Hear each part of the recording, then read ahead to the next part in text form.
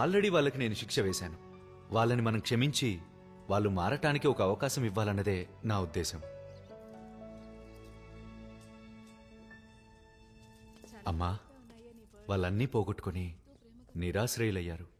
వాళ్ళు మొహమాట పడకుండా మనమే అన్నీ చూసుకోవాలమ్మా. ఇవన్నీ నువ్వు నాకు చెప్పాలా శరవణ? వాళ్ళు బాధపడకుండా చూసుకుంటా.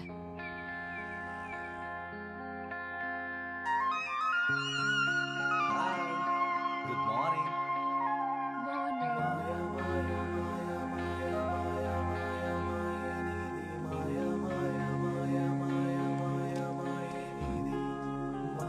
ఏంటి?